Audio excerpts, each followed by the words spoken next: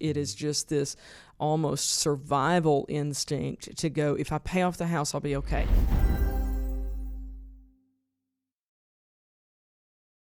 Our next question on the show is from Danny in Little Rock. I've got 2 kids in college and a mortgage of about $850,000. My husband and I both work with decent paying jobs. My question is, how do I know if I have enough life insurance coverage for me and my spouse? I want to be sure that if something happens, my kids are okay. Great question, Danny. And it is certainly important to have life insurance in play when you have kids either in college or in the home, you have some debt, you have a spouse, and analyzing that is vitally important. And I think first up, I would say, don't focus too much on the mortgage, or at least on the mortgage alone. Focus on income replacement. In other words, what happens if you or your spouse do not come home? And I think it's understandable that people start with that debt. And I'm glad they gave us that information. And that's a big mortgage, $850,000. It is. But that's, if you're replacing your income with the life insurance, you can continue to make the payments and not have to wipe it all out. Yeah, you just hit on a key. Scott, just because I'm a female advisor, many times when we've had somebody come in where a wife has had her husband pass away, so she's she's a recent widow and comes in and goes, what do I do? I have seen, I can't tell you how many times I've had the conversation of, she's sitting there crying and she's scared to death and she just wants to feel secure. And so what we see so many times is that the widow wants to pay off the mortgage. It is just this almost survival instinct to go, if I pay off the house, I'll be okay. Nobody's going to come get the house if I just use the life insurance money to pay off the house.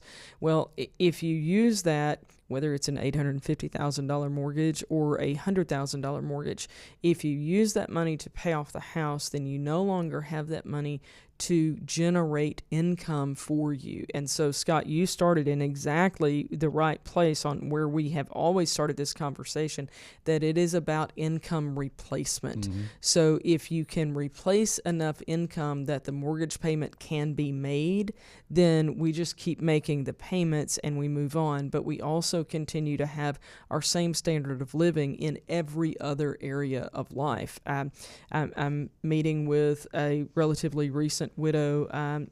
I've been meeting with her recently and will continue to for a while to kind of go through these early phases. And for them, they don't want to pay off the house because they might want to move. That was what I was going to say. Yeah, and you wound up doing that too.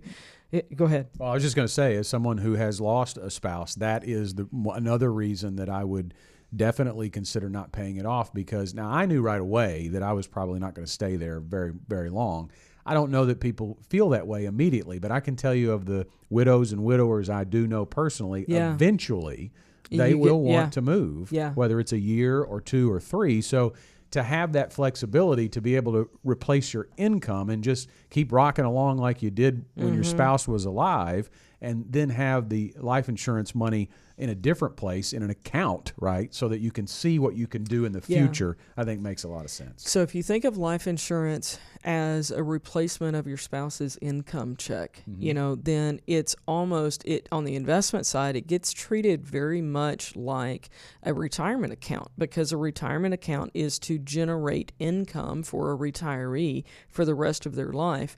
Well, you might be 40, but your spouse passed away, but you need that income replaced. So investment-wise, on our side of the equation, it is very similar. So, Danny, to get to your question about, how do you know if you have enough, we really want to look at, if your husband did not come home, how much income would you need to have replaced of his income? And we'll back into, from that figure, we'll back into how much life insurance there needs to be on him to generate that income for you. And then the same question for him, Danny, if you were to not come home tomorrow, how much income does he need replaced from your check on an ongoing basis?